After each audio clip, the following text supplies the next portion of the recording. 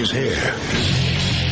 Now, broadcasting from the underground command post, deep in the bowels of a hidden bunker, somewhere under the brick and steel of a nondescript building, we've once again made contact with our leader, Mark Levin.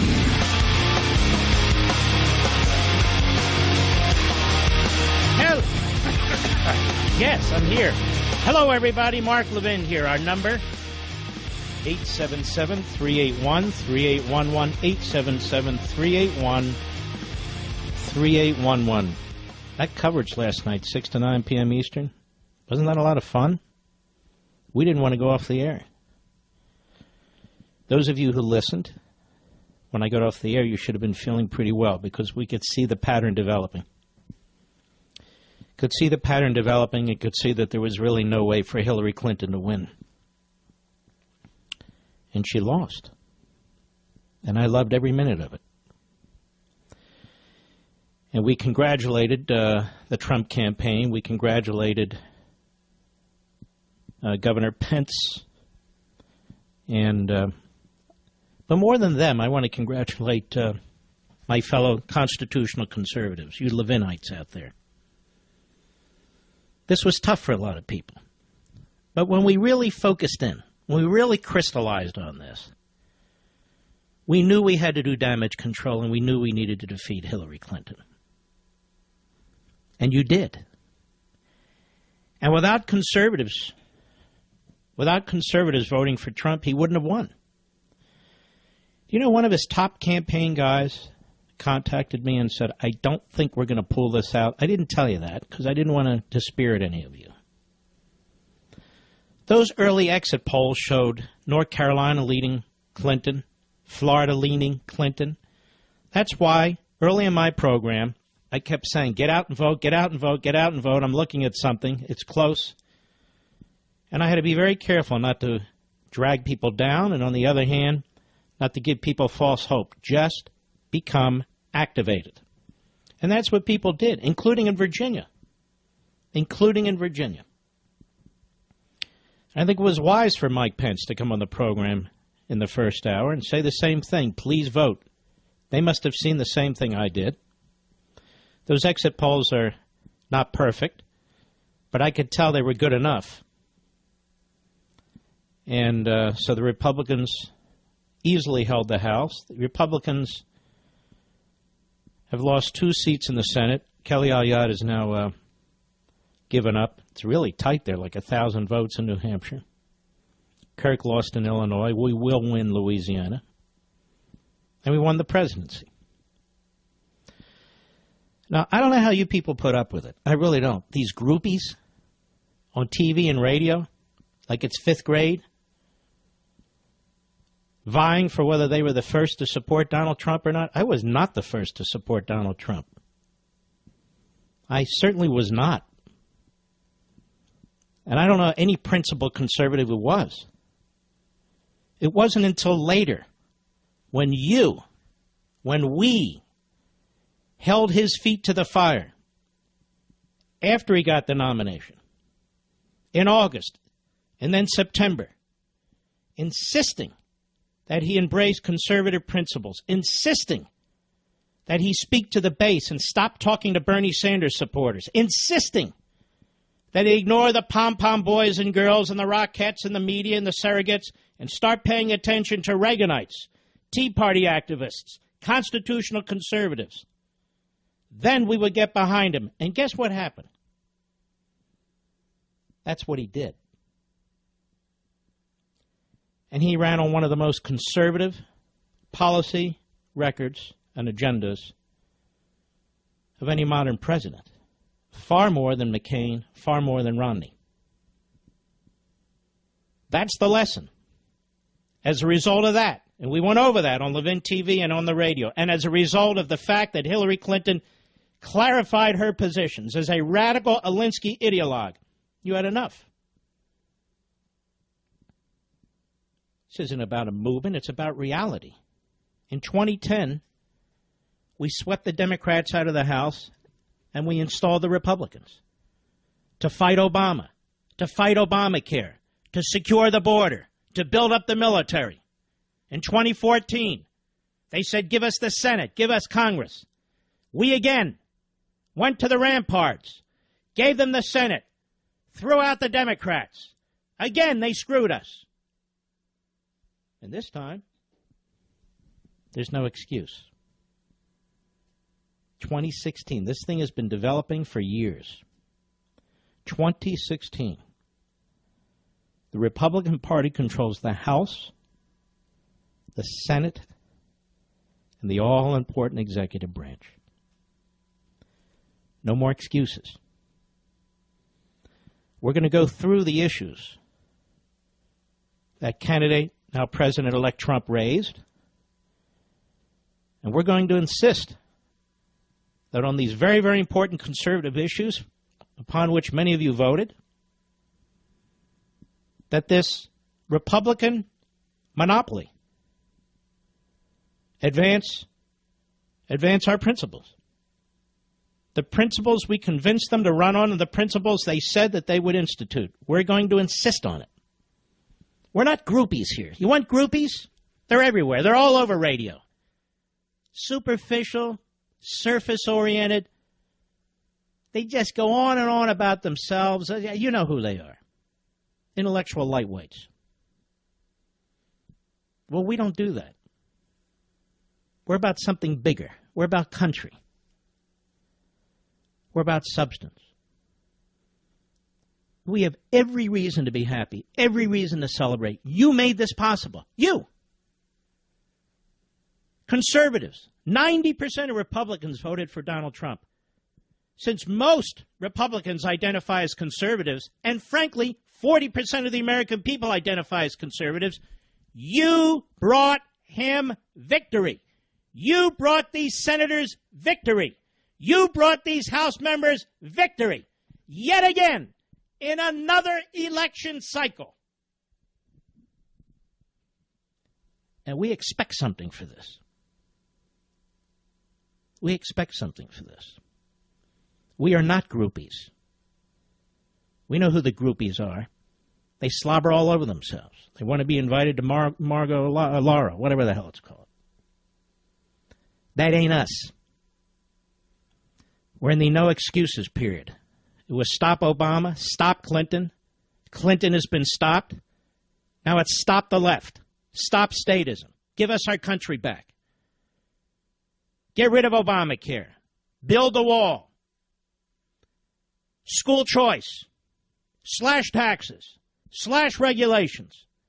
Yes, that speech that Donald Trump gave in Gettysburg was brilliant. Because 9 out of 10 of his points, maybe 8 out of 10 of his points, were quintessential, traditional conservatism. And that is what brought him over the finish line. The Reagan Democrats. The constitutional conservatives. You did this for him. You did this to stop her. He laid out his agenda. Now we have Mitch McConnell. Mitch McConnell, the Senate Majority Leader, is a diabolical operative. He's a hustler. I was very pleased with Speaker Ryan's comments today. We'll keep an eye on him because he's a little squirrely, isn't he?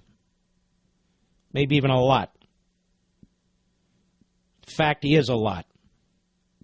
Do you realize in Colorado, Darryl Glenn lost by 2 percentage points? An African-American combat war veteran. Do you realize that the National Republican Senatorial Committee, controlled and operated by Mitch McConnell, didn't put 1 penny into that campaign in Colorado? Because Mitch McConnell does not want more conservatives in the Senate? Do you realize that? All the idiots on TV and radio don't even know that? Do you realize Paul Ryan prevented the National Republican Congressional Committee from giving 1 penny to Scott Garrett, the most conservative congressman in New Jersey and one of the most solid originalists in the United States Congress? He blocked them from giving 1 penny to Scott Garrett? Now, I understand everybody wants to dance in circles and exchange wet kisses with everybody. There's a period for celebration. I have no problem with that. I'm all for it. I was thrilled last night when Hillary was stopped. Absolutely thrilled. Because that's the goal. To beat them. To beat them. But we were thrilled in 2010. And we were thrilled in 2014. And we are thrilled now.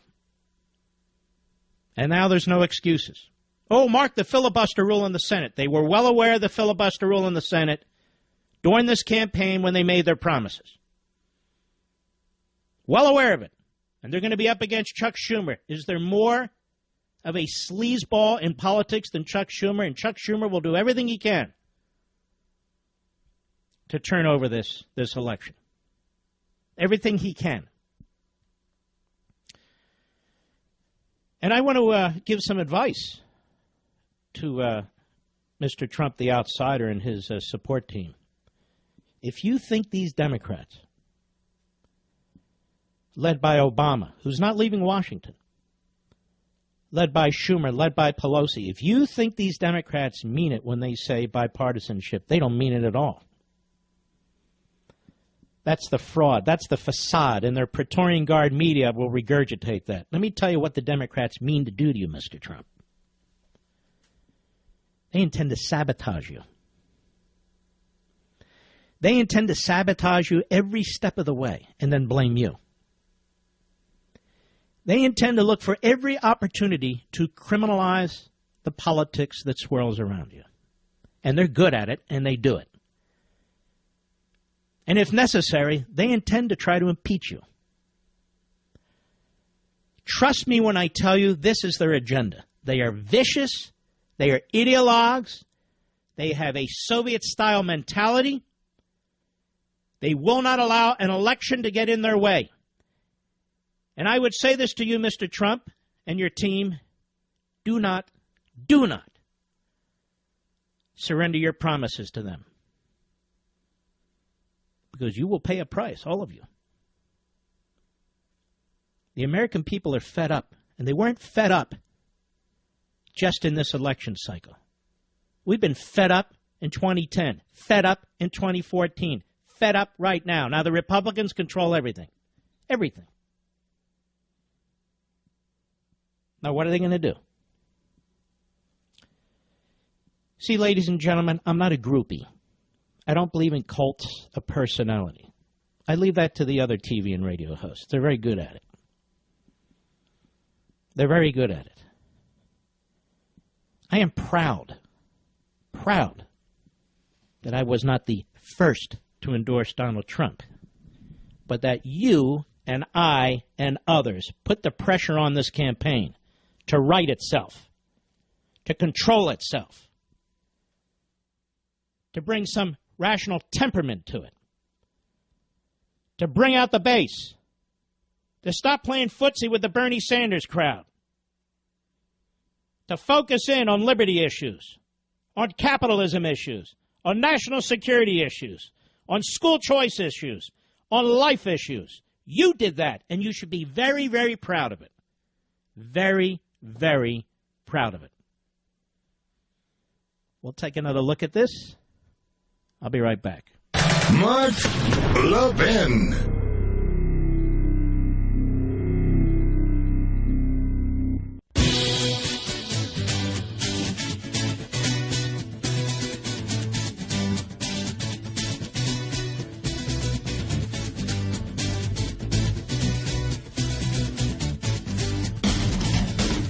Now, Donald Trump and his team have to be very, very careful of the Republican establishment.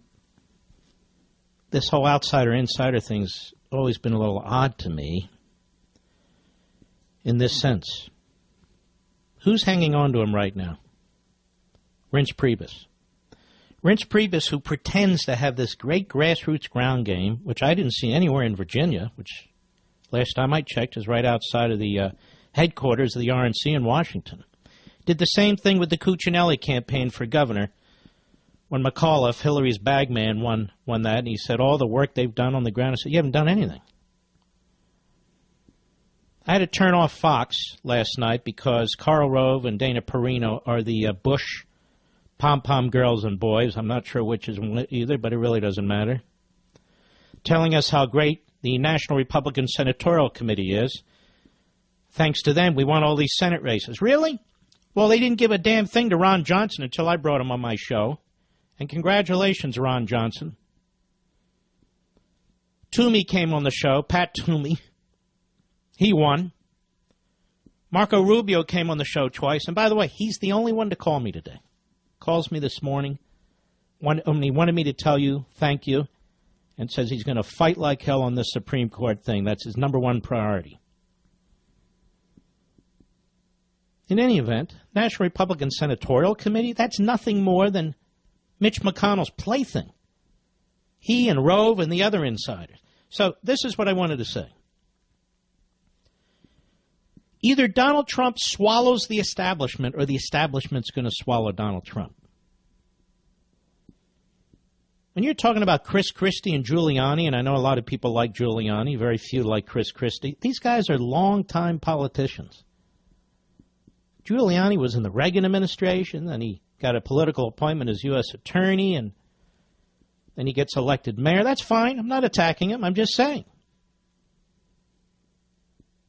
There's a lot of them. My dear friend Jeff Sessions, he's been in the Senate I don't know how long. Where are all the outsiders? I think he needs to bring some outsiders. Right, Rich? Isn't that what we're talking about? Outsiders?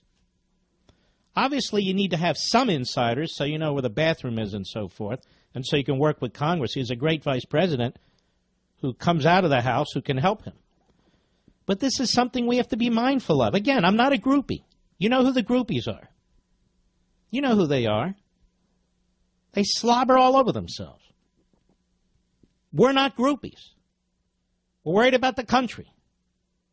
We want Donald Trump to succeed. We want the Republicans to succeed. But we have been burned by these Republicans over and over and over again. And I am telling you, this program, we're not throwing in the towel. This program, we're going to stand on principle. We stopped. You stopped. Donald Trump stopped Hillary Clinton. That is a big deal. That is a big deal. Now I'm worried about Mitch McConnell and Reince Priebus and the rest of them. We're going to have to advance our agenda. Are we going to advance our agenda or their agenda? I'll be right back.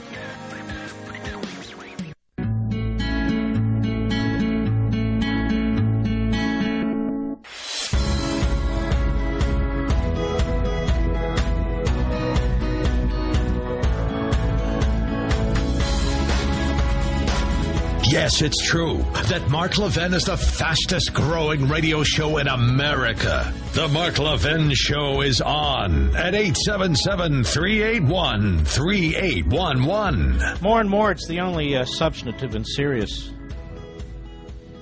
major show in America, I think. There are others, but few and far between. Now, I want to tell you about the lies the media and the left are hawking with respect to Trump and his voters.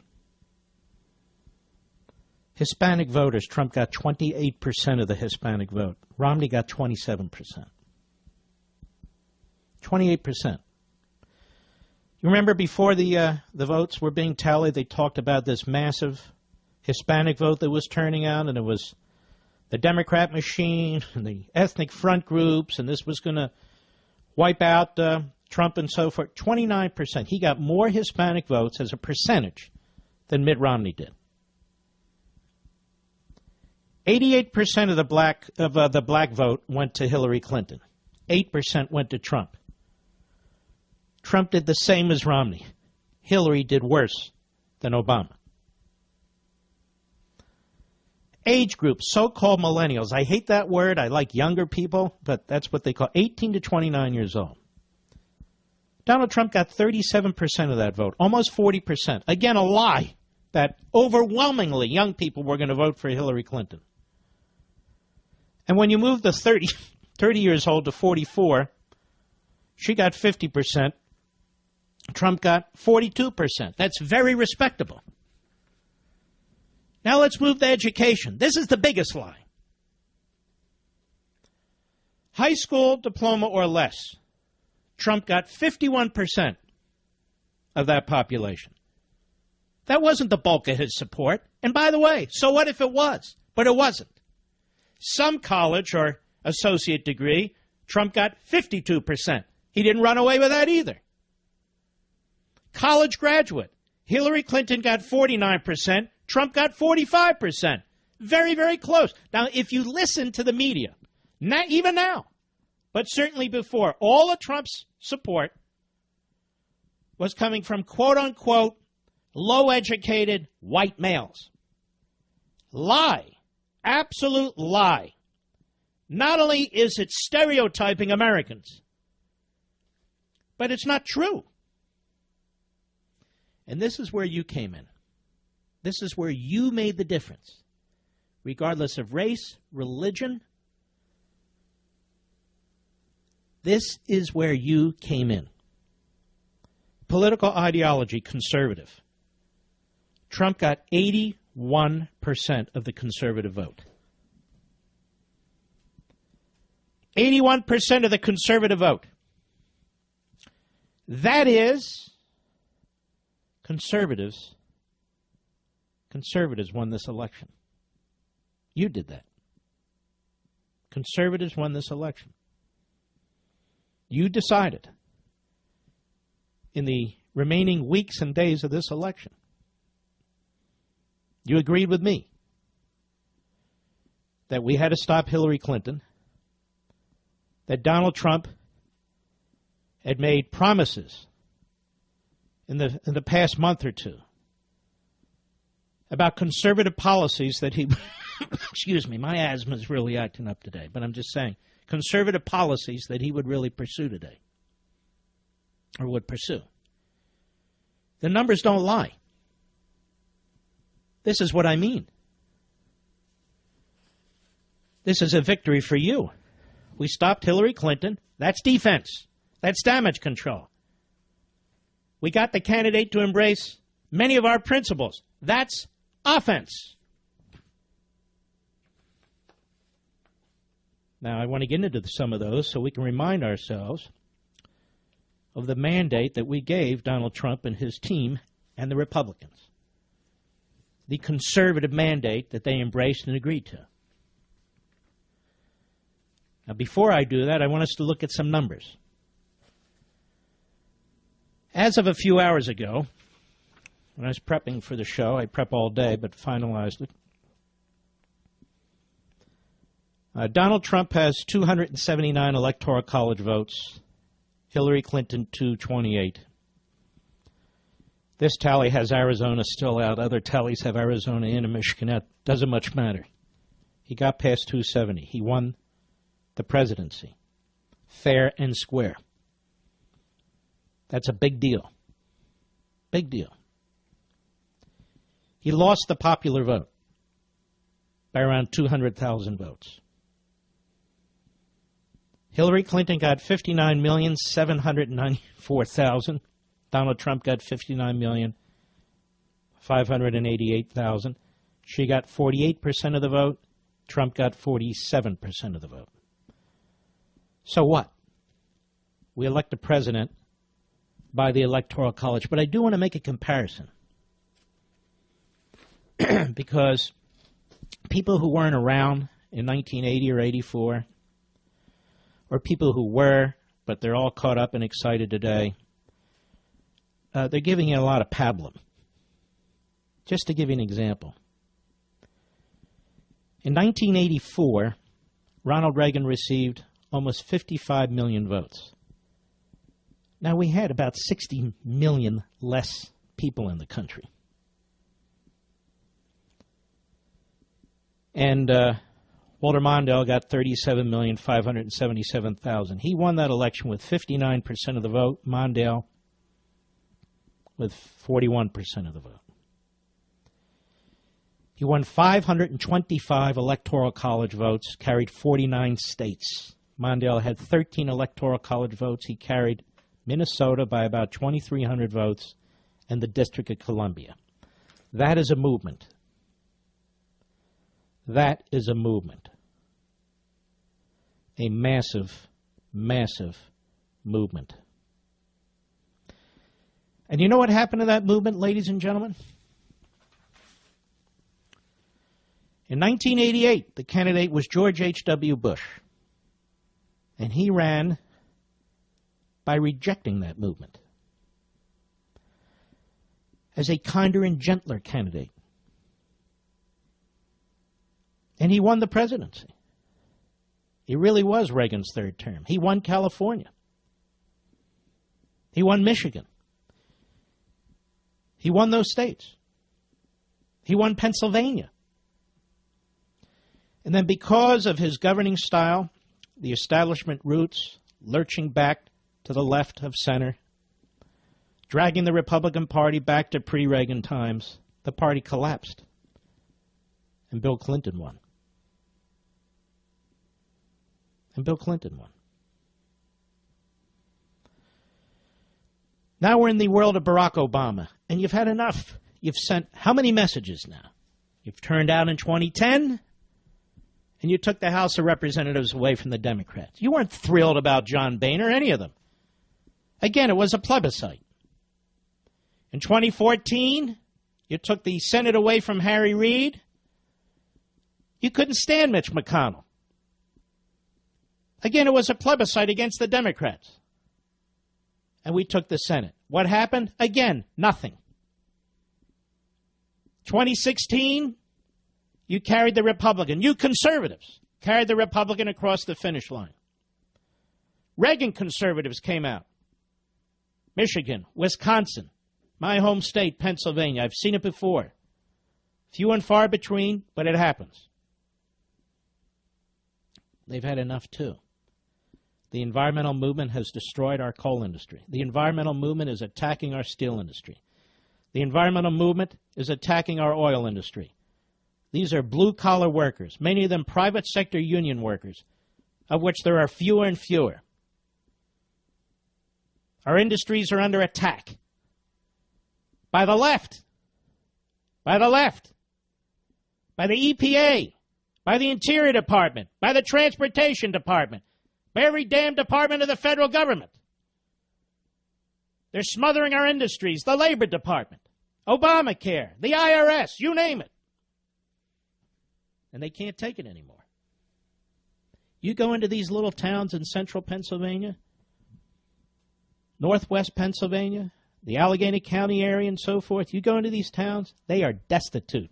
You shut down coal mines, steel mills, you shut down stuff like that, there is no alternative job there. I don't care how many phony employment programs the federal government create in Washington, D.C.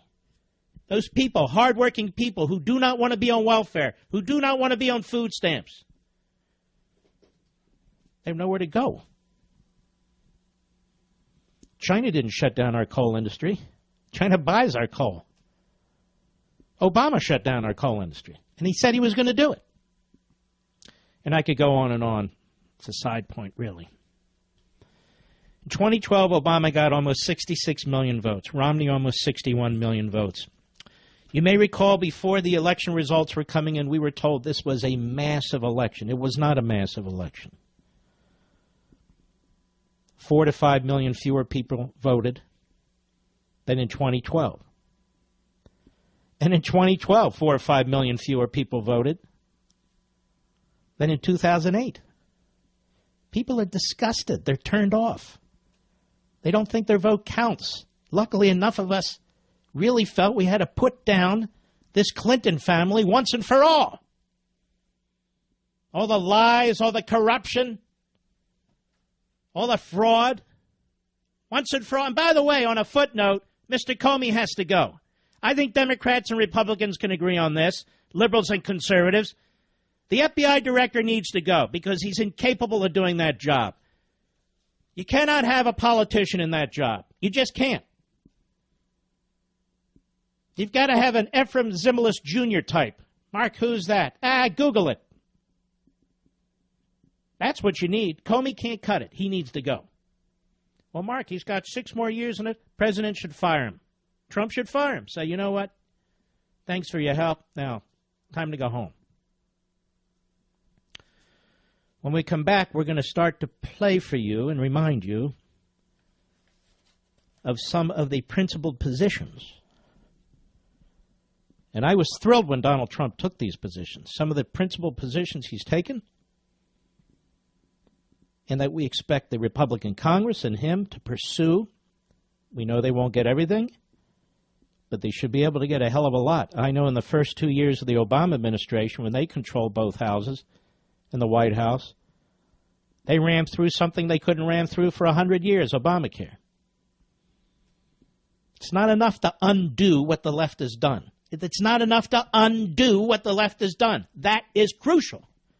But now it's time for us to do what we need to do to advance the cause of liberty. I'll be right back. Mark Levin.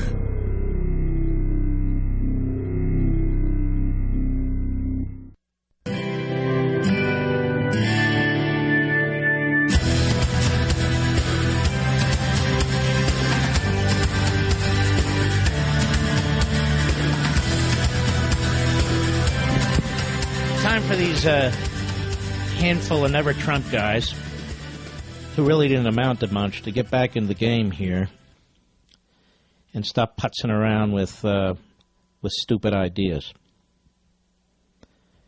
Get back in reality. But a lot of them are really always Bush guys. A lot of them are always Bush guys. They're not particularly conservative. They want to hijack the nomenclature of conservative. You and I, we're going to sort all this out in due course. I want to also mention this. There are millions and millions of you out there. When Donald Trump and the Republican Congress need our help to advance our principles, which we have pushed upon them, we will defend them, we will fight for them, we will advance that cause. Every single time, they will have no bigger ally than you. They will have no bigger ally than me. We're not groupies. The groupies can do what the groupies always do. But if they lie to us and they deceive us, they'll have no bigger adversary than you and me. The country's teetering. We've stopped the potential hemorrhaging with Clinton. But we're still bleeding, and badly. And we are prepared to do everything and anything we can to advance a liberty agenda, a constitutional agenda, a national security agenda, a national sovereignty agenda, a free market agenda. We will do everything we can, and we will fight like hell for originalists to go on our courts, especially the Supreme Court. This program is the most activist program of every single one. That's why we had 20 guests on here for the Senate and for the House. We will do that. But if you cut deals with Chuck Schumer, and if you sell us out, we will take you on. We're not part of the groupies. We're not the Rockettes here. We're not looking for free meals or jobs or anything else. All right, ladies and gentlemen, Hillsdale College. What a perfect opportunity to talk about Hillsdale College.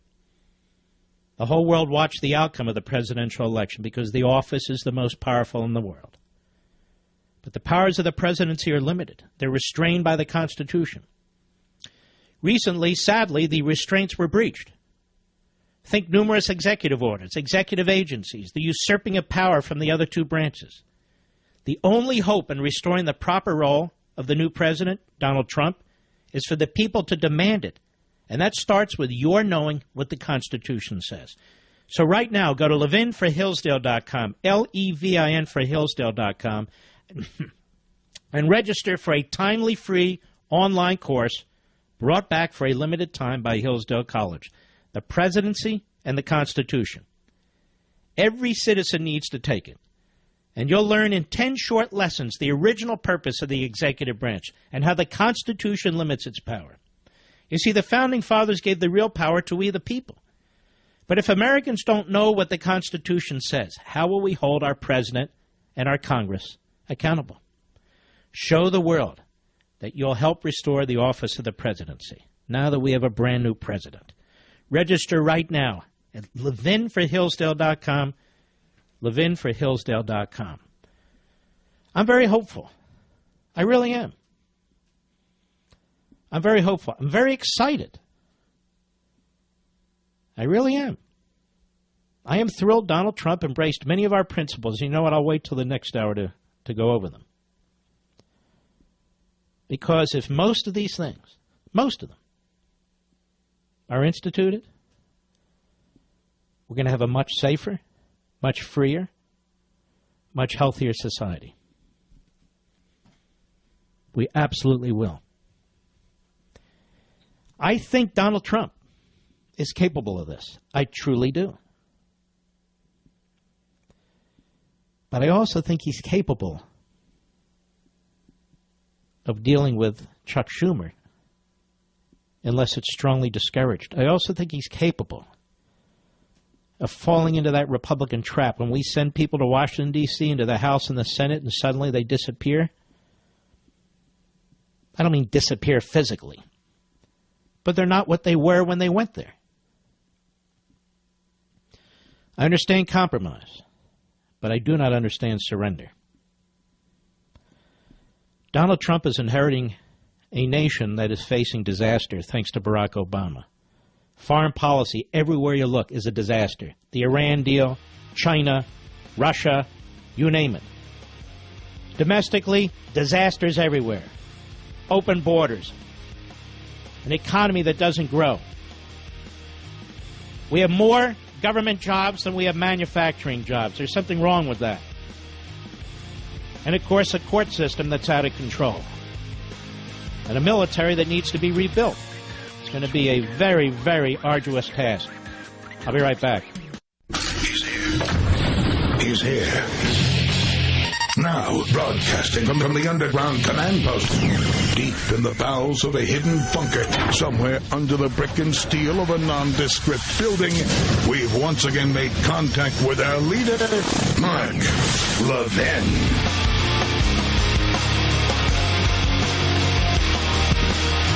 Hello, everybody. Mark Levin here. Our number, 877-381-3811, 877-381-3811. The reporting this election cycle has been horrific. Many reporters and news outlets have been exposed. Even the reporting last night. You had Karl Rove and Dana Perino pushing the Republican entity called the National Republican Senatorial Committee. You also had some people saying of the Trump groupie camp that he saved some of these Senate seats. The truth is, look at some of these Senate seats. In Florida, Rubio got 200,000 more votes than Trump, and Trump did very well there. And you can see this in a few of these other states, too. But none of that really matters. None of that really matters. It's all good. But let's go over what our agenda is here and what the mandate is. What the mandate is that President-elect Trump ran on from his Gettysburg Address, October 23. We'll touch on some of these. And these are good things. Cut 16, go. I will work with Congress to introduce the following broader legislative measures and fight for their passage within the first 100 days of my administration. Middle Class Tax Relief and Simplification Act. An economic plan designed to grow the economy 4% per year and create at least 25 million new jobs through massive tax reduction and simplification in combination with trade reform, regulatory relief, and lifting the restrictions on American energy. The largest tax reductions are for the middle class. The middle class with family of 2 children will get basically approximately a 35% tax cut, and that's what they can use, and that money will go back into the economy. The current number of brackets will be reduced from 7 to 3, and tax forms will likewise be greatly simplified. The business rate will be lowered from 35% to 15%, and the trillions of dollars of American corporate money overseas can now be brought back at a 10% rate. That bill should be drawn out now in the House of Representatives. It should be drawn up as soon as we get the new Congress and then shoot it through. And Mr. McConnell and Mr. Trump will have to figure out how to overcome a filibuster by the Democrats. But this was promised. We know how the Senate works. We know there's a filibuster rule. And they need to get it to Trump's desk in the Oval Office. They control the Congress and the presidency. Let's move to number 18. This is a big deal. Go. School Choice and Education Opportunity Act redirects education dollars to give parents the right to send their children, to public, private, charter, magnet, religious, or home schools of their choice. And so importantly, we're going to end Common Core and bring education supervision to local communities. Do you know why I'm doing this now, by the way? Because the first 100 days, just 70 days away. And the first 100 days, the first 3 or 4 months are crucial in getting the big things through Congress. Absolutely crucial. And I might add as we go through this, one of the most important positions in a White House, do you know what it is? Having served in the Reagan White House, Assistant to the President for Presidential Personnel. We will know a lot about the future of this administration based on the person who is selected to run the personnel operations of the executive branch for these political appointees. There's about 3,500 political appointees. Those of you who want to apply, you might want to get your resumes to your favorite Trump surrogate as soon as you can. But this is very, very important. It'll determine who the assistant secretaries are, the deputy assistant secretaries, the cabinet secretaries, all these sorts of things. He also said that his plan expands vocational and technical education and make 2- and 4-year college more affordable. Number 19, go. The Repeal and Replace Obamacare Act.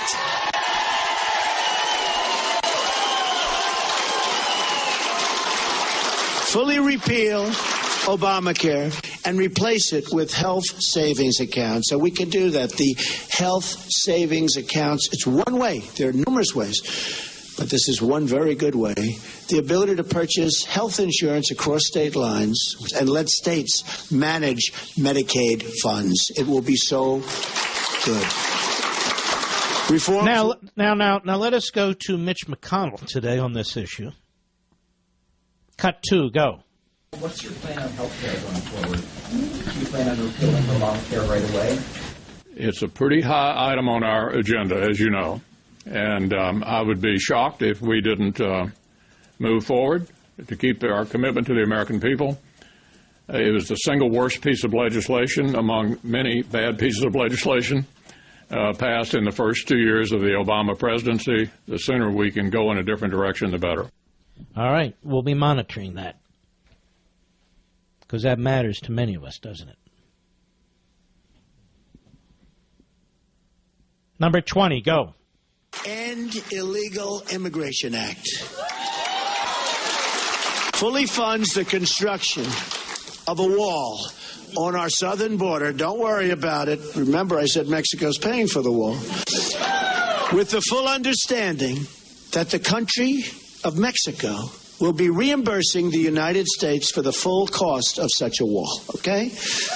But it establishes a 2-year mandatory minimum federal prison sentence. There's people coming in illegally for illegally re-entering the United States after a previous deportation, and a 5-year mandatory minimum for illegally re-entering for those with felony convictions, multiple misdemeanor convictions, or 2 or more prior deportation. Also, reforms on visa rules to enhance penalties for overstaying and to ensure open jobs are offered to American workers first. I look forward to that act, don't you, folks?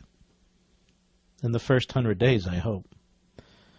Which brings me to a thought, by the way. Jeff Sessions, Senator Jeff Sessions, who I've known for many decades. His expertise is not economics. He has no background in economics. His expertise is not trade. His expertise is not foreign policy. He has no background in foreign policy. His expertise is the law, specifically law enforcement, as a former United States attorney for the District of Alabama, the entire state under President Reagan. Let me suggest that it should be Jeff Sessions who's Attorney General of the United States. He's got the temperament for it. He's got the experience. Not Christie, who's a hack, and not Giuliani. I remember the days when Giuliani would put handcuffs on people and march them through the streets. Many of them, it turned out, were innocent. Maybe another position for Giuliani, if that's what we're doing, bringing all these insiders into the outsiders' administration. But I'm saying, Attorney General of the United States, that would be an excellent position for Senator Jeff Sessions. I could certainly support that wholeheartedly. Let's continue. I'm not going to go through all these, but I'm going to give you a sense for where Trump said he wanted to take the nation, and this was his agenda that he ran on. This is his mandate. Cut 21, go. Restoring Community Safety Act reduces surging crime, drugs, and violence by creating a task force on violent crime and increasing funding for programs that train and assist your local police who are doing such a great job, believe me. We increased the resources for federal law enforcement agencies and federal prosecutors to dismantle criminal gangs and put violent offenders behind bars or out of our country and into the country where they came from. Restoring National Security Act, which rebuilds our military by eliminating the defense sequester, which has been very tough on our military, and expanding military investment. It also provides our great veterans with the ability to receive public VA treatment or attend a private doctor of their choice. Also, we're going to protect our vital infrastructure from the new thing. It's called cyber attack. It establishes new screening procedures for immigration to ensure those who are admitted to our country support our people and our values. It's all very, very important. You'll recall at the time I praised this as an outstanding set of proposals. Let me hit one more. Cut 22, go. Clean Up Corruption in Washington Act enacts tough new ethic reforms to reduce the corrupting influence of special interests and donors on our politics. Okay. He also proposed protectionism and tariffs, which will destroy the very people who think it will help them. We know this through our own experience when Republicans were progressive Republicans. They still are kind of today. When they were trying to micromanage the economy. And unfortunately, it was the Republican Congress and the Republican president. That's why we got to keep an eye on this. Just because the Republicans, Herbert Hoover, who laid the foundation for the Great Depression with these massive protectionist and tariff positions. And I will continue to make the case that the great problem we have in this country with creating jobs and keeping jobs, particularly in our industrial businesses, is the government. Our government. Our government.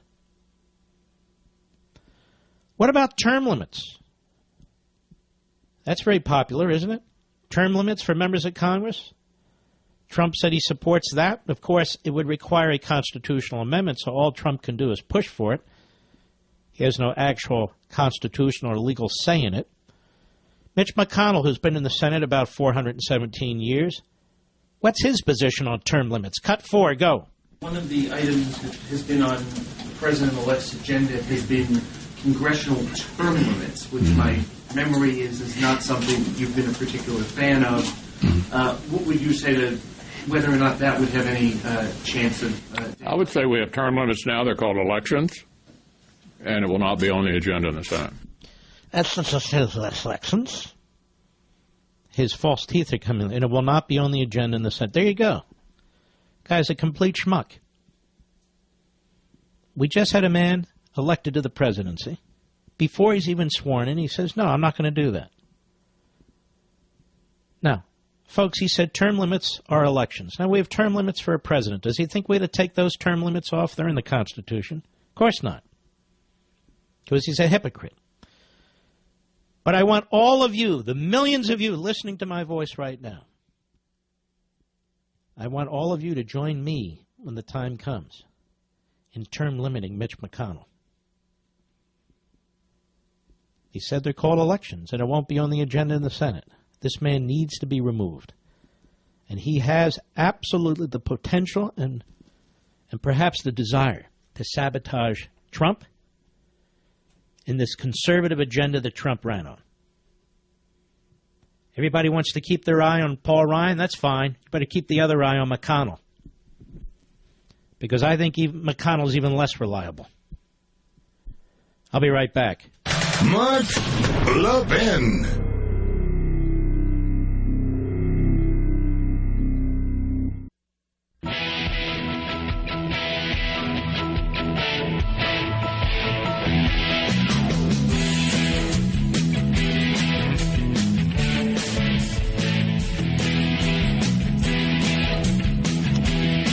No sooner do I speak. That's why I don't waste time, ladies and gentlemen, as a groupie. This isn't groupie radio. It's not the Rockettes. You know where to go to watch them. Washington Examiner. Mitch McConnell hints against nuke option to kill Democrat filibusters. Now, here's the thing. Is Mitch McConnell the stupidest man to walk on the planet? Even if you're not going to use the nuke option, do you tell that to the Democrats? In other words, even if you're not going to suspend the filibuster when it comes to Supreme Court justices or important legislation, why would you reveal that to the Democrats? Are you truly this stupid? I think the Trump folks better start paying attention to this guy McConnell because he is a saboteur. He sabotaged the Tea Party. He sabotaged Ted Cruz. He has sabotaged Mike Lee. He will sabotage Donald Trump. He is not one of us. He's an elected bureaucrat. That's what he is. So the headline right now is, Mitch McConnell hints against nuke option to kill Democrat filibusters. This could well mean that Trump doesn't get any of his agenda through unless it is so thoroughly watered down that Chuck Schumer has the first and final say on it. Is that going to happen after 2010, 2014, and now 2016? Will you please join me when this man runs for re-election in defeating him? Please. The biggest obstacle that Trump faces right now is Mitch McConnell. Already, McConnell flapping his considerable gums. Oh, we're not going to have term limits. Sorry, not going to happen in the Senate. Well, what do the other 99 senators say? It doesn't matter. You creep. And what about Schumer and the Democrats? You're only going to have like 52 Republican senators. Some of these things Trump wants to do are very fundamental, highly principled. What about that?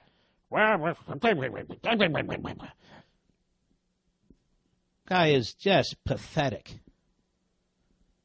Absolutely pathetic. I'm telling you.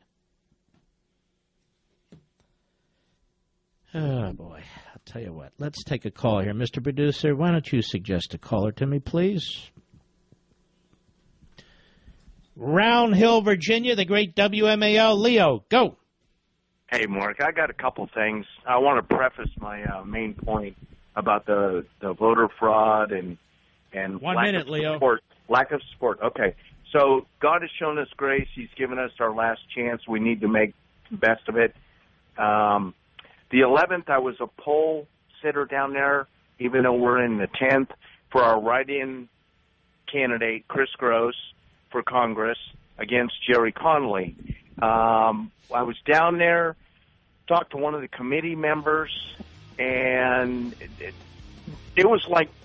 All right, thanks for slowing down the show. I really appreciate it. Okay, you had a write-in candidate against a entrenched Democrat in the 11th Congressional District. I mean, what does this have to do with anything? I'll be right back.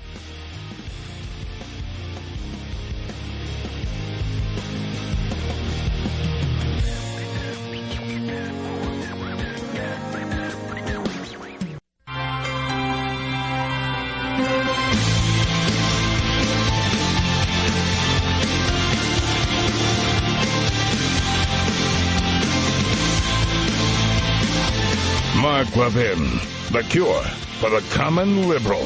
Talk to Mark now at 877-381-3811. For 56% of us, the issue of the Supreme Court was the most important issue and reason you voted for Donald Trump. 56% of us, almost 6 out of 10. I would also suggest that the nominee that they name be a relatively young nominee, preferably in their 40s, but no more than 50. These are lifetime appointments. That's the way the Democrats do it. That's the way we have to do it. Many, many years ago, when I was serving in the Reagan administration, one of my responsibilities when I was working over at the old executive office building, which is in the White House compound, was to review judicial nominees or individuals to become judicial nominees. And I was very good at it. And one of the things I looked at was age. So if a candidate was, say, 38, another one who was 61, obviously I felt that we would go with the one that was 38. There's a man on the Seventh Circuit Court of Appeals by the name of Frank Easterbrook. He barely knows me. I've seen him at a few Federalist Society meetings. He's on that bench and he doesn't even know why and how. I was looking for somebody very young to fill a vacancy on that court, and I called an old friend of mine by the name of Robert Bork. And I said, I'm looking for a brilliant, solid constitutionalist who is young. And immediately he recommended Frank Easterbrook, who I believe at the time was a professor at the University of Chicago Law School. I could be wrong, but that's my recollection. I vetted his background. I took him over to John Harrington, who was my boss, assistant to the president for presidential personnel. He took it over to the office of the counsel to the president, who at that time was Edwin Meese III. He would become attorney general and my boss at the Justice Department. It went into this little committee meeting, a group that included James Baker, Meese, and one or two others, and the president, Ronald Reagan. And that's how that man became a judge on the Seventh Circuit, and he doesn't even know it. There are many others across the country, same thing. Personnel is crucial for judges, for the administration, in the bureaucracy, because let me tell you what Trump's going to be facing in his people. He's going to be facing the most radical personnel in every department and agency, many of whom squirreled into these civil service positions, who are political, who came off the Hill or somewhere else. And they are going to spend their time stabbing Trump appointees in the back, trying to undermine their agenda, sabotaging them, leaking to their friends in the media, and now you know with fingerprint evidence, with DNA evidence, how corrupt the media are. And these Obama-ites squirreled into the bureaucracy, whether it's the Civil Rights Division of the Justice Department or the Bureau of Land Management over there at the Interior Department, or you name it, or elementary and secondary education at the Education Department. They will leak the stuff to the media. They'll try to build controversies, provocations. Nobody knows better. Nobody knows better how to set up these Soviet-type trial committee hearings than Chuck Schumer, even in the minority. So they're going to need some people who've been through this, some people who've seen this and have dealt with it effectively. I don't know where all the Reagan guys are. Let me know if they're invited. That's old school. Most successful Republican administration since Coolidge. And they don't even tap into the knowledge. It's just incredible to me. No, we're outsiders. We only listen to Mitch McConnell and Christie and Rudy, and, we're outsiders. But anyway, this is serious. That's the sort of thing they're going to face. Big changes are happening all around us. The color of the leaves, the Cubs won the World Series, and Donald Trump won the presidency. Here's the problem. You still have the same old tired blinds hanging from your windows since George W. Bush was in office, right? It's time you tried Blinds.com. I've been telling you about them for a while for a reason. They make ordering online easy, and their design consultants will answer your questions and walk you through every step of the self-installation for free. Their 100% satisfaction guarantee, 100% satisfaction guarantee means even if you mismeasure or pick the wrong color, they'll remake your blinds absolutely free. You want samples? Those are free. Shipping is free, too. You don't even have to leave your home. Get made-to-order custom blinds without paying custom prices at Blinds.com today. And now through November 21st. November 21st, use promo code Levin. That's Levin. When you buy 3 blinds, you'll get the 4th free. Now, this offer ends November 21st. So go to Blinds.com, use promo code Levin. Where you buy 3 blinds, your 4th blind is free. Blinds.com, promo code Levin. Rules and restrictions may apply. See Blinds.com for details. Wonderful product and service there.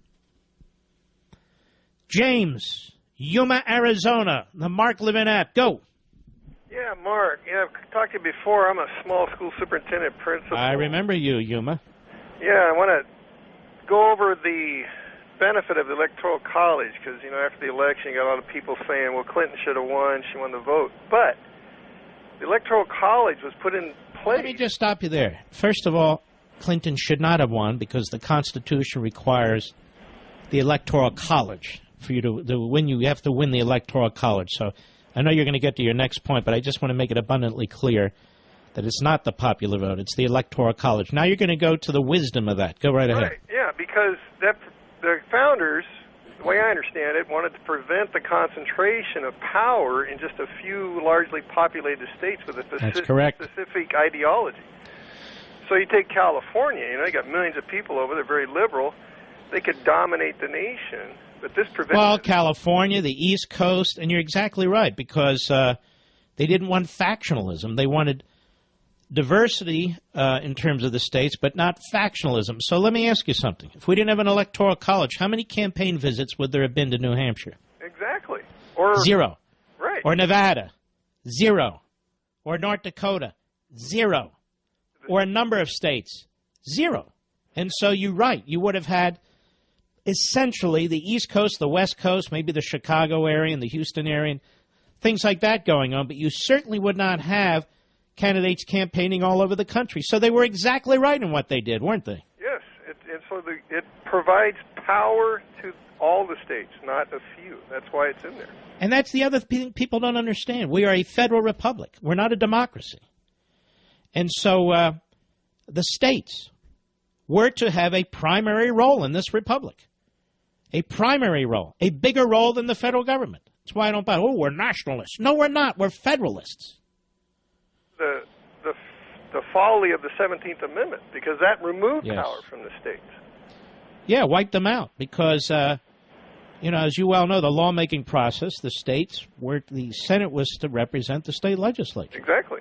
And so they no longer got to pick their senators, so they lost And power. the state is cut out. Yep.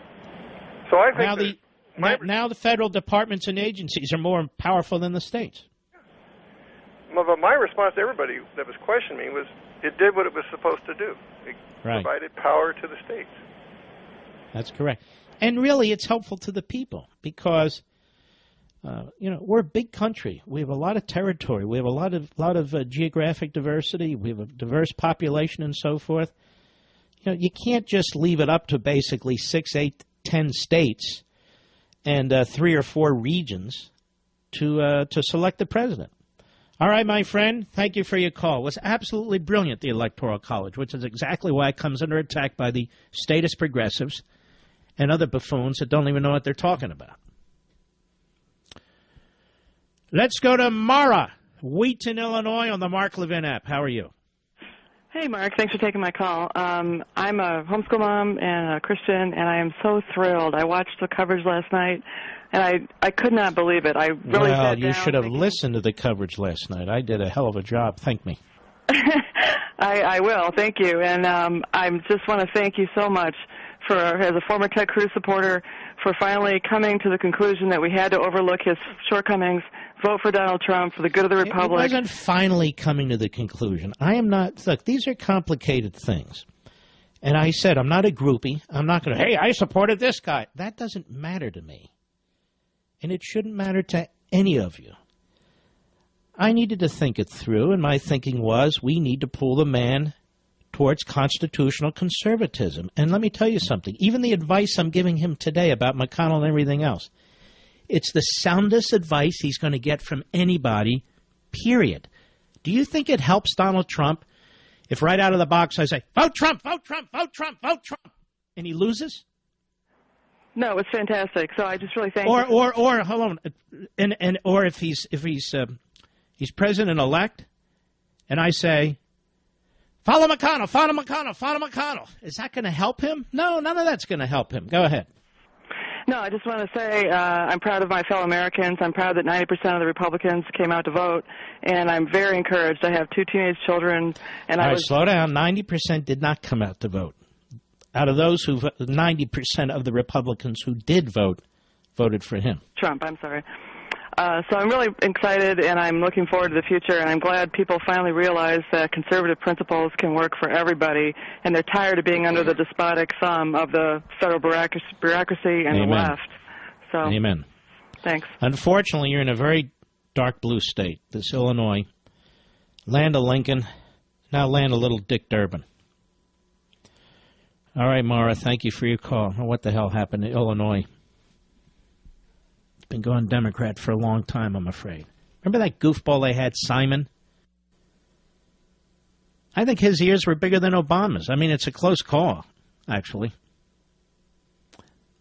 David, Harrisburg, Pennsylvania, the great WSPA. Go. Good evening, sir. Thank you so much for everything you do and all the education you spread out to the fruited plains here. Thank you. I decided to pour my last Manhattan at 2 o'clock in the morning in Wisconsin, where I live, and I was happy I stuck around to the very end. We really enjoyed everything with colleagues that I have back and forth on the email and messaging. It was just a blast. There's so much to be happy for through the course of the stay. We're riding quite high. So the one thing that came through as a common theme was, of course, what we call the salvation and the, as you described it just a short while ago, the future of the Supreme Court. I'm 43 with 3 kids. They will be seeing the remnants, if you will, of what occurs in the course of the next 4 years, very likely. I'm very happy to hear about it. So that was one big thing we were passing around. And there's like I said, there's so many things to be. Let's talk about this just briefly, and I have to go to a hard break soon. Just for a second on this. Isn't it amazing that in what is supposed to be the greatest republic on the face of the earth, that our fate in many respects is set by 5 people or less on the Supreme Court? How did that happen? Is that what the Constitution says? No, not in the slightest way. Okay, so why is it then that I argue the Constitution provides under Article 5 Convention of States the ability of the states to meet and then propose amendments to themselves. Why is that so radical? Why is it so radical when the state legislatures can limit the court, limit the terms of the justices, or the state legislatures in a 24-month period? 3/5 of the state legislatures can overturn a Supreme Court opinion. Why is that so radical? To you and I, it's not radical at all. It's the superstar status that we've decided to give politicians. It's true. Well said. Politicians and justices, right? Yes, without a doubt. And they don't realize that they should be battling individually for each individual state, not as a group think bunch of ding-dongs. And they That's right. bring these people up to the top and say, well, this is where the buck stops. We put this person in, and they're never going to get off. And they think just like America does. No. So listen to McConnell. We're not going to have a term limits vote because he's just decided we're not. So we got to go around him. All right, don't get mad at me. I got to go. Thanks for your call, bro. Mark Levin.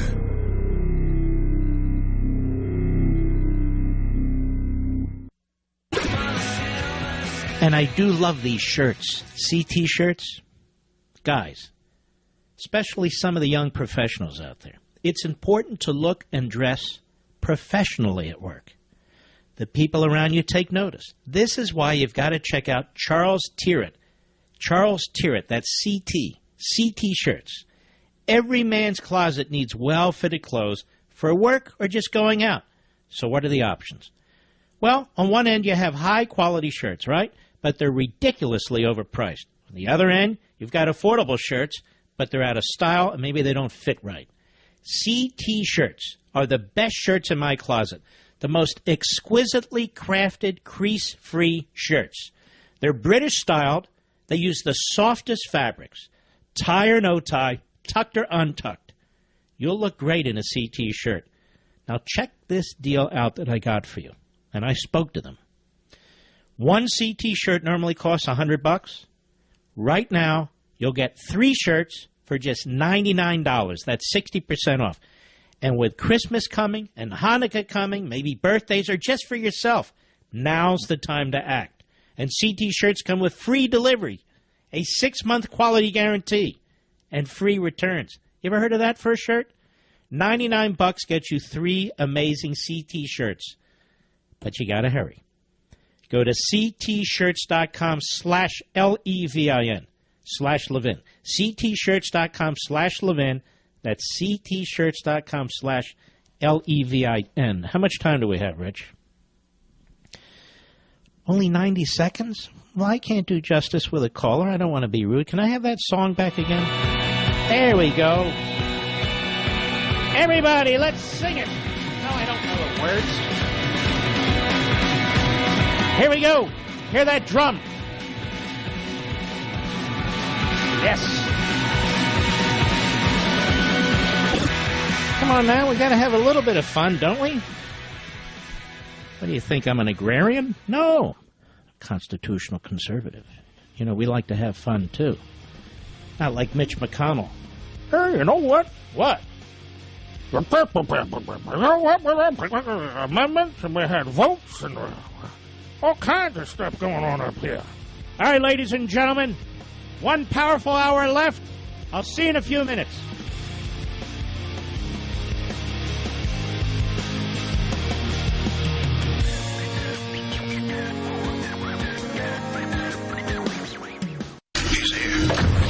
He's here. Now, broadcasting from the underground command post, deep in the bowels of a hidden bunker, somewhere under the brick and steel of a nondescript building, we've once again made contact with our leader, Mark Levin.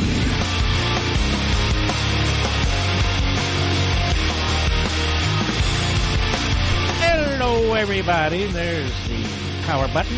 I am Mark Levin. Our number 877-381-3811. 877-381-3811. Okay. I want you to listen to me, please. The groupies today are of no consequence. All they like to do is talk about themselves and the last time they had a bowel movement. Now, this is important. I've just been informed by a very, very senior person that Christie, Krispy Kreme Christie, in charge of the transition from Obama to Trump, is bringing in Bush and Romney people by the boatloads, bringing in Washington operatives, perpetuating exactly the same mentality and behavior that Donald Trump ran against, and I am told that the campaign people are not policy people, so they're not really focused on this. And that, of course, Donald Trump isn't focused on this because he's delegated this to Christie himself. So I am now told that Krispy Kreme Christie, who ran New Jersey not as a conservative, but as a slob, quite frankly, he's an arrogant, stupid man. He's an arrogant, stupid man. That Christie already is ruining the transition team by bringing in Bush and Romney people and bringing in the usual operatives and perpetuating the usual ideology. This is from an absolute credible source. Absolutely credible. What Christie's doing now. Notice how quiet he's been? He's a power-hungry fool. Now, he is capable, alone, of sabotaging the new Trump administration. And he needs to be called out, so I'm calling him out. Absolutely incredible. I never trusted this guy. I knew he was no good, and he is no good. He screwed up New Jersey royally. And why in the world Donald Trump would put him in charge of his transition team, I could never know, and he better not put him as Attorney General of the United States. Christie was never a conservative. He was a liberal Republican out of New Jersey. He was appointed U.S. Attorney by, do you know who, Mr. Producer? Bush. Bush made him U.S. Attorney. And so there you have it. I'm sorry to bring you negative news. Am I supposed to talk about having Christmas with Donald Trump in Florida or something? I mean, that would be perfectly fine. I have my own place in Florida, and I've got other things to do, but I'm just saying. You know, I was the first one to bring this up. Yes, I was. Number one. What are we, in 5th grade? Apparently. But this is a problem, is it not? Can we agree on that? So I'm raising this, again, to help Donald Trump and to help his people. They have a Svengali among them. Krispy Kreme Christie. It's not about you and me. This guy is an operator. He's a hustler. Remember him? He's the one that planted a wet kiss on Obama when Romney was running for president. He's loyal to nobody but himself. Krispy Kreme. So to repeat, to underscore, he's leading the transition. That is a crucial position. It is a personnel position. And personnel is, in fact, policy. He's bringing in a bunch of Bush and Romney retreads. He's bringing in a lot of the usual operators. And he's going to be perpetuating this entire mentality. I said at the beginning of the program, Trump needs to make a decision. Trump needs to make a decision. Either devour these people or they will devour you. You can give Christie a job. Make him like a Deputy Secretary of Commerce or something so he can fly around the world and, do commerce. Just chase him off. People in New Jersey can't stand him. Guy couldn't get elected dog catcher today. Do we elect dog catchers, by the way? Not in my community, we don't. But anyway, I wanted to give you that piece of information, which is quite concerning to me. The sooner Donald Trump has a chief of staff, the sooner he puts together his inner circle, and he needs to do it quickly. I'm not talking about his campaign group. I'm talking about his administrative group that takes the operation by the hand, by the iron fist. The better, because otherwise guys like Christie, who are long-time operators and they know how to do this stuff, appointed by Bush to U.S. attorney and so forth, they are going to make it extremely difficult to advance the conservative agenda that Trump articulated in Gettysburg. Christie is not a conservative. Never has been. He's a puke. I said he's a puke, because he is. Speaking of, Karl Rove is on Fox. I just wish Rupert Murdoch and the others there would kick this guy to the sidewalk. He's nothing more than a big-mouth, know-nothing Bushy who almost cost George W. Bush the election in 2000 and cost the Republican Party the House and the Senate in 2006. Oh, he's the architect. The architect of what? Like I said before, the Eiffel Tower? Is that what he's the architect of? Yes. Tucker Carlson and he went at it a little bit on the Fox News channel, and when this was over, that's when I changed the channel. Not because of Tucker Carlson, not because of Chris Wallace, because of Karl Rove. I don't need to watch a propagandist. And you'll see what I mean. Cut 7, go. Well, if he winning Wisconsin, he ought to thank two people. All right, stop. We're talking about Ron Johnson, who ran for the Senate of Wisconsin. And by the way, this guy is so disconnected from reality. Johnson came on this show. We gave him great help. You did, the folks in Wisconsin who listen to this program. No, you don't understand. The National Republican Senatorial Committee didn't lift a finger to help this guy Johnson. For the longest time, they wrote him off. But he clawed his way back with the help from people like me, from a group called Club for Growth, which poured almost $1 million in, and others. The National Republican Senatorial Committee, Mitch McConnell's little plaything, and certainly not Paul Ryan. Paul Ryan had nothing to do with Ron Johnson winning. But listen how Karl Rove, propagandist, Fox News forever. Cut 7, go. Well, if he winning Wisconsin, he ought to thank two people, Governor Scott Walker and Speaker of the House Paul Ryan, because they have built in that state a political machine through Walker's races that extends from the top to the bottom and is better organized than probably any state in the country. They have every precinct covered. They have all the people. They have all the technology. They have all the enthusiasm and all the leadership, and they've executed. If I were Sean Hannity, I would not be recommending that if Donald Trump wins the presidency, the first thing he does is pick a fight with the House of Representatives and try and get Paul Ryan out. Paul Ryan is probably one of the big reasons why he carried Wisconsin tonight. And not only that, but a newly elected president does not need to start by opening up a civil war. Shut up, you idiot. Rambling on with your stupid whiteboard. Go ahead. Legislative branch of his party.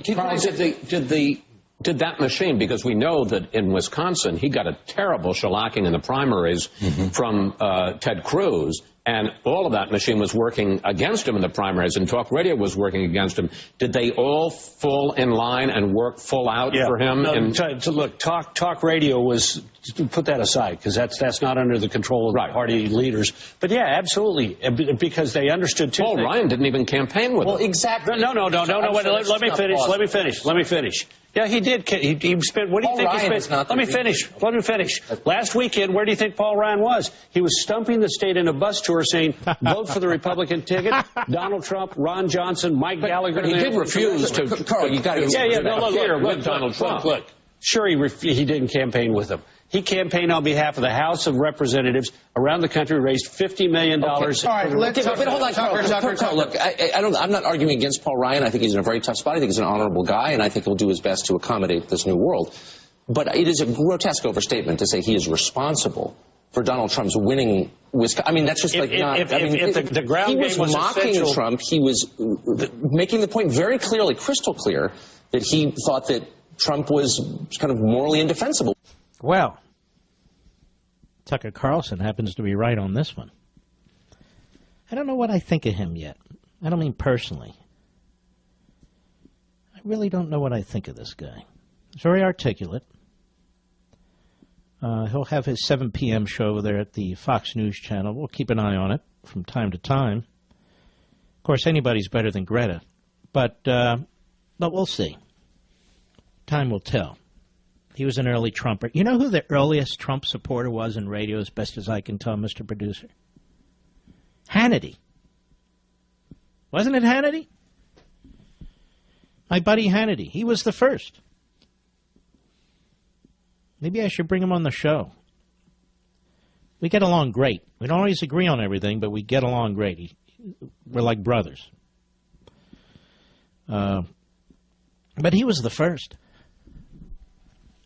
He was the first. He was the one that was telling the country. Hannity, and same with his slot on Fox. He was convinced about Trump right out of the box. I certainly was not, and for me, this isn't about Trump, is it? So I take a different perspective altogether. And now I want him to succeed. I want him to succeed. I want him to advance this agenda that he ran on, that he articulated in Gettysburg. I'm not talking about trade and tariffs. We can deal with that, but so much of the rest of what he talked about. And now we have Christie. Krispy Kreme Christie. Desperate for another job, leading the transition team. Awfully quiet, isn't it? As he brings in these Bush people and these Romney people. Isn't that an irony? Isn't that ironic? I don't know that any of the Bushes voted for Trump. The Bushes. Who wouldn't vote for him? Romney, the guy that openly opposed him. And Christie's bringing these people in. I just wish Donald Trump or Mike Pence or somebody over there would take a look at what the hell's going on, because it's going on. I trust this source. It's an impeccable source. All right, let's see what's going on here. Donna, Frederick, Maryland, the great WMAL, go. Hi, Mark. I want to thank you so much for educating us, for keeping us so well informed through this process. And I think it would behoove Mr. Trump and his team to have you advise them in a legal capacity, especially with respect to constitutional law, and some of these, Bush types that they're trying to weave back into. Why do you think Christie's doing that? Oh, gosh. Well, you know what? I honestly feel like he's been a rhino all along. And that concerns me, especially when it comes to the Bushes. They've disappointed me more than anyone. Well, what about Romney? I mean, he was way out there. Exactly. They're great deceivers. And remember Romney? Ann Coulter said he's more conservative than Ronald Reagan. Remember that? Yep, I remember that. What a farce, right? And the other thing that worries me, that's number one, and I think you do great, and I hope that the people that you're in contact with get the message to Mr. Trump. I'm not in contact with a lot of people. This is a senior person who contacted me and said, I hear you on the radio talking about this stuff, and I want you to know something. And I'm going, what? You got to be kidding me. This guy, Christie, he's no good. I knew he was no good from day one. The whole thing is so backward, and we don't want to go back. We want to go forward, and that brings me to another thing. I felt very unnerved today. I don't know. I'd like to go backwards, maybe 1776. Well, I'm worried for him. I feel very concerned. About who? I'm sorry. Donald Trump, and going He's to the White House. He's got to get some knowledgeable, strong, loyal people around him immediately. I'm not talking about the campaign staff, which did a spectacular job, Maybe some of those people move over, but he's got to do it immediately because guys like Christie are self-operators. They're political hacks. And if you're going to be an outsider, you better bring some of your outsider folks with you. Yes, and I hope he does go with a good group when he meets with Mr. Obama tomorrow because the whole thing rattles my cage. And by the way, I have family in the Sunshine State who love you, Mark Levin. Just wanted to share that. Donna, you're great. Much appreciated. And I love the Sunshine State, too, Florida. I'll be right back. Mark Levin.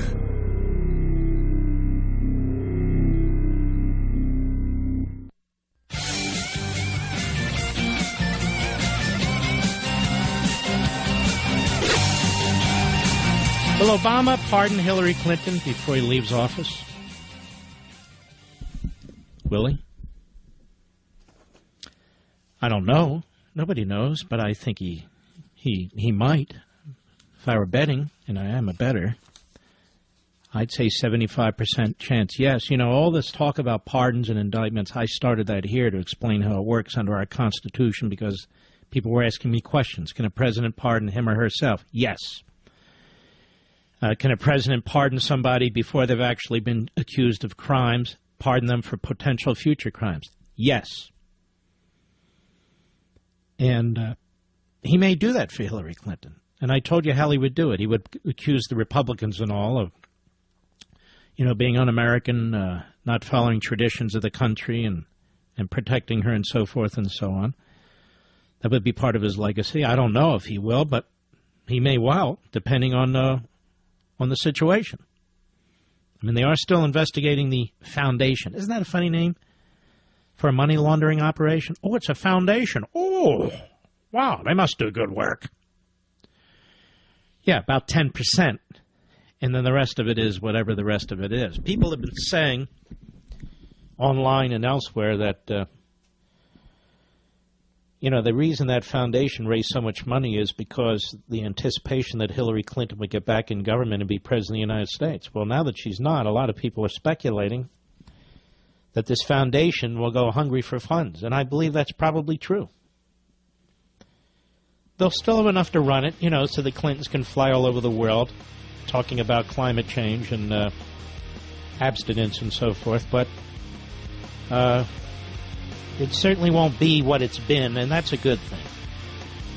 All right, folks, I'll be right back.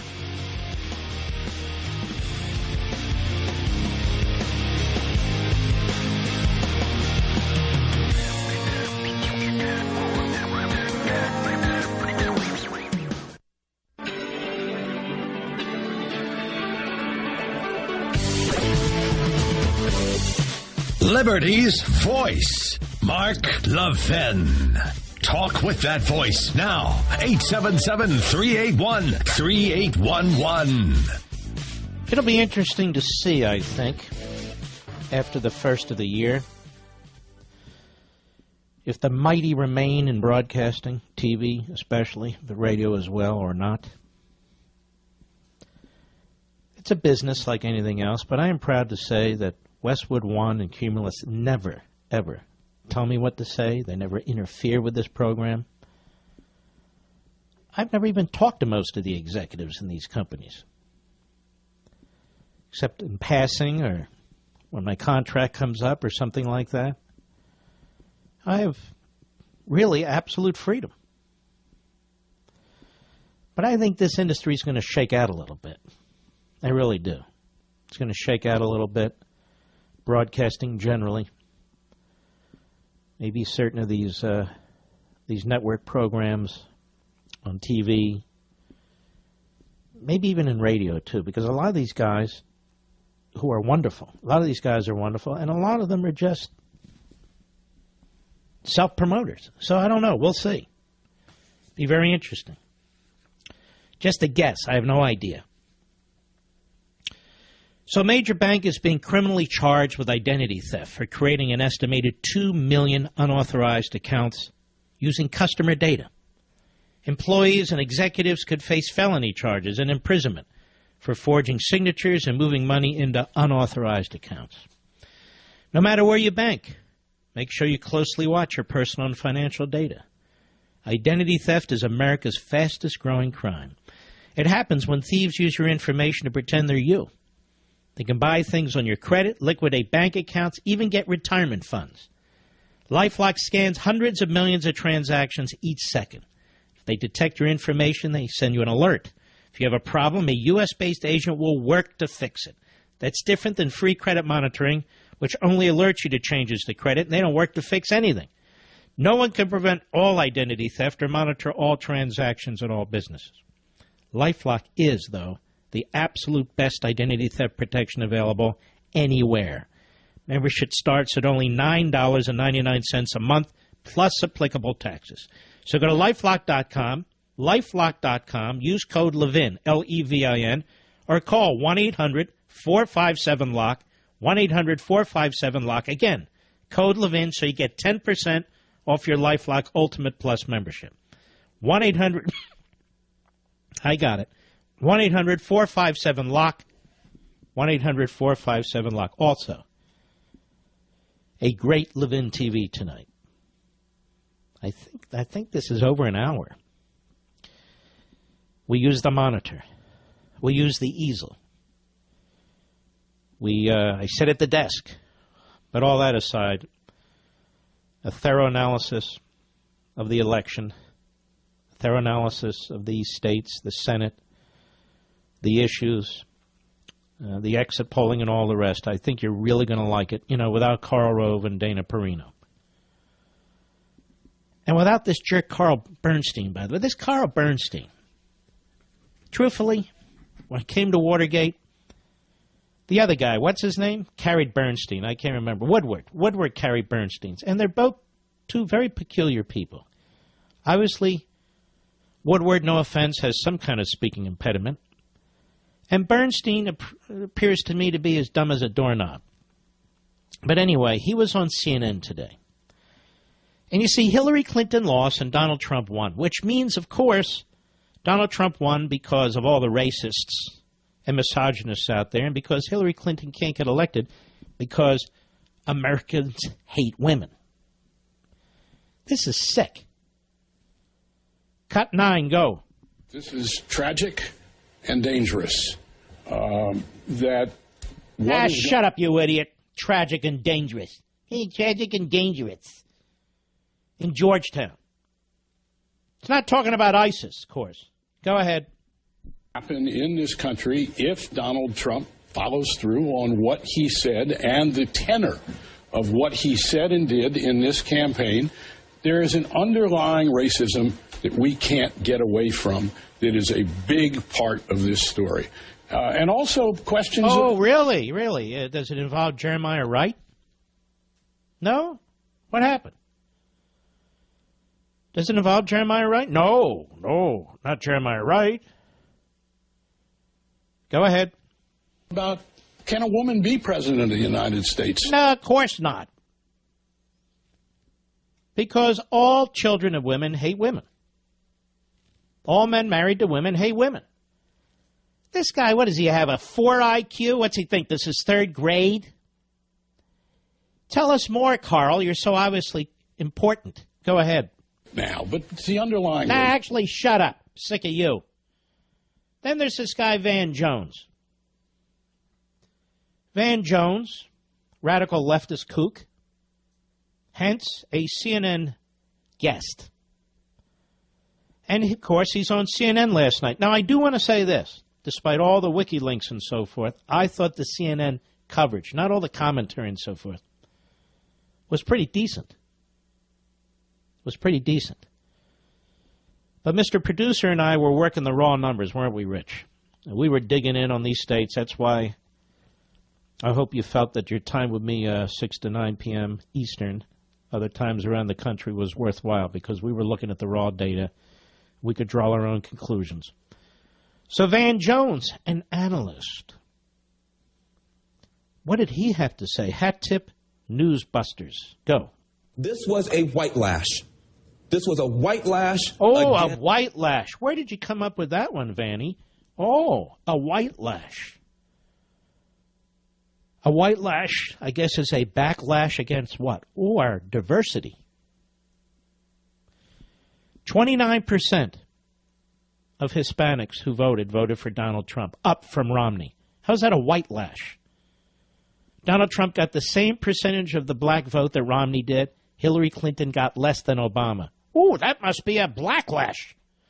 We got black lashes, brown lashes, yellow lashes, and now a white lash. These racialists are disgusting. Go ahead. This was a white lash. This was a white lash against a changing country. It was a white lash against a black president in part. Can it just be a backlash against a president? Does it have to be a white lash against a black president?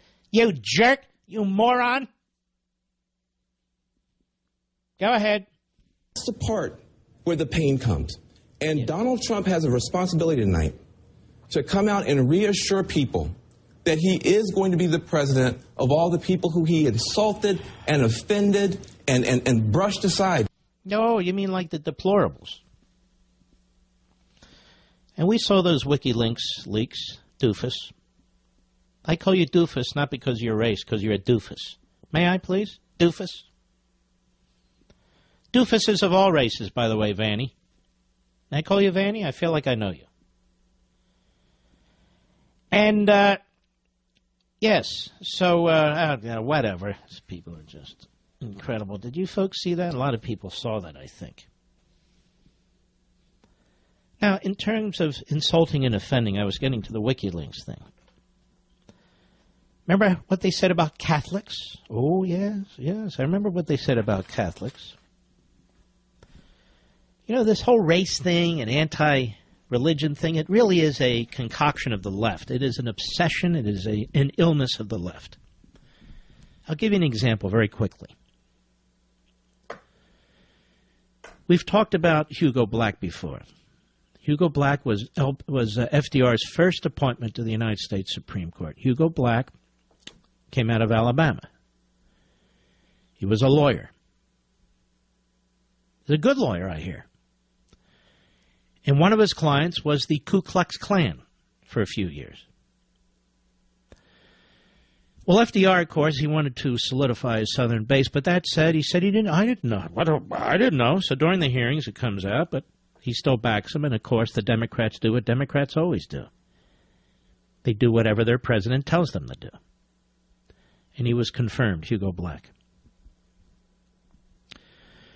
Sometime thereafter, there was a case that came to the Supreme Court involving little kids taking one of the yellow buses. I believe it was in New Jersey. And these were little Catholic kids. And the question was, these yellow buses that go by this corner where these little Catholic kids were getting on, and the bus would drop them off at their Catholic school on the way to dropping other kids off to public school. Was that an unconstitutional commingling of church and state? Because those children are not going to a government secular school, they're going to a Catholic faith-based school. And the court, in a case called Everson, doing this by memory, I think it was 1947, if I remember correctly. But anyway, in the Everson, ruled 5-4 that it's constitutional. The man who wrote the majority opinion, the justice, was Hugo Black. You might say, well, Mark, okay, he said it was constitutional. No, that's not what he did. He voted in the majority so he could write the opinion for the court. This is where this stuff about separation of church and state comes from. And so he found or argued some technical, nuanced issue on why it was okay 5-4, but he also set precedent that started us down the road of all this stuff where we are secularizing the public square, which never existed. I wrote about this in Men in Black. After Hugo Black died, his son wrote about his father. And his son said he hated Catholics, and he hated the Catholic Church. You know, this former lawyer for the Klan. But he had evolved, he'd gotten over it. And that's why he wanted to sit on that opinion and write the decision that he wrote. He thought that the Catholic Church was ripping off the public and the taxpayer with their tax-exempt churches and all the rest of it. So he had his own sick problem. And I point this out because if I don't, who will? All this racism from 50, 60 years ago that was so prominent in the South is the racism of the Democrat Party. There are no prominent Republican racists in the South. There just aren't. And there weren't. Just like it'd be hard to find Republican politicians prior to and during the Civil War who supported slavery. I really don't think we need lectures from Vanny, the leftist kook radical. If people are uncomfortable with these things, then why are they Democrats? Well, we're new, you see, we're progressives. Like Woodrow Wilson. Well, Woodrow Wilson was a segregationist. Well, like Margaret Sanger of the Planned Parenthood, she found it. Really? Well, she hated blacks too. And what if they teach this in public school? I suggest they don't. Mark Levin.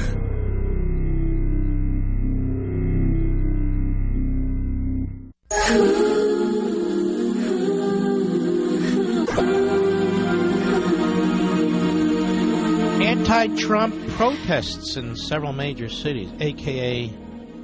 mobs. I certainly hope my tax dollars is going toward their Obamacare. Don't you?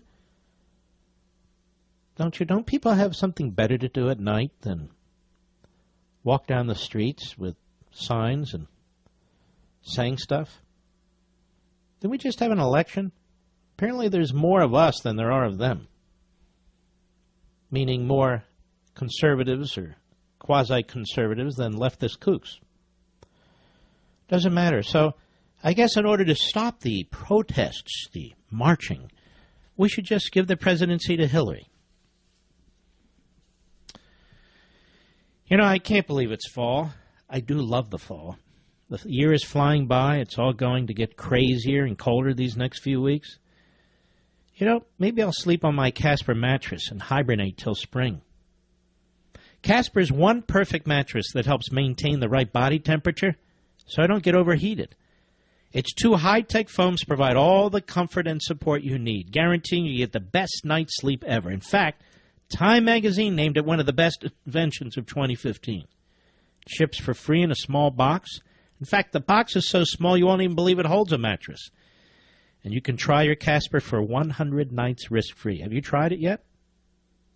I don't know why. If you don't love it, you know, they'll pick it up and they'll refund you everything. Try yours in your home for 100 nights with free shipping and returns. Go to Casper.com, use code MARK, and you'll get $50 towards the purchase of your mattress. That's Casper.com, code MARK, $50 towards the purchase of your mattress.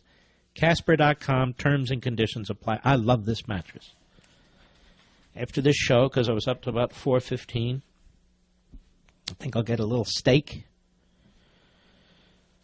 Pretty well done with a little bit of ketchup. Oh, yes, yes. Some corn, like corn. And then go to bed. I don't really go to bed. I kind of watch TV for a while or read a book or something. Or stare at the ceiling waiting for the spiders. No. Forget that one. Robert. Rockford, Illinois. The great WROK. Go. Hello. It's great to see Donald Trump winning. I was not a supporter from the beginning, but I was more into the let's keep Hillary out of the White House. I'm so glad he won. I feel a little bit like when Reagan won. Mm-hmm. We need not just to relax now. Now we got 2 years to take more seats back in the House and Senate. No, they got to show us some ankle now. They've got the House, they've got the Senate, they have the presidency. Now do something. Yep. You don't just give people more seats in the House and Senate. They got to earn them. And not only that, I've already talked about this Christie, Krispy Kreme Christie. He's got about 100 people. He's loaded them up with Bush and Romney people, the transition team. And you know what that is? Determining what departments, agencies, what kind of personnel they'll be appointing, councils, boards. Christie right now has enormous power. And nobody's watching him. Where's Donald Jr. when you need him? Where's this guy Eric? Where's Ivanka? Hello? Hello? Christie's going to run away with your administration if you don't wake up quickly. I'm telling you this. Personnel is policy. It's not just a slogan. You don't just find it in a fortune cookie. You got to act on it. All righty. Kurt, Fort Worth, Texas, the great WBAP. Go. Shalom, my friend. Mark, Yes, sir. thank you for Levin TV and your radio program, everything, of course. Your books are just scholarly beyond compare. And I want to. By the way, I actually write them. You know, a lot of these guys, they pretend they write them, and they don't write them. Yeah, there's no ghostwriters. I noticed that. We got to hold. The Trumps are going to hear about this. What you just mentioned about Christie, and you know what, Mitch McConnell. The nuclear options off the. We have had enough of that fool. Donald Trump needs to have a little conversation with that man and say, you need to either grow a pair or just be quiet. Or get the hell out of the way. Let him keep his office and his driver. All right, my friend, I apologize. I have to go. We always appreciate your call. Ladies and gentlemen, we salute our armed forces, police officers, firefighters, and emergency personnel. You're going to love Levin TV tonight, seriously. Levin TV, and see you on the radio right here tomorrow. God bless you.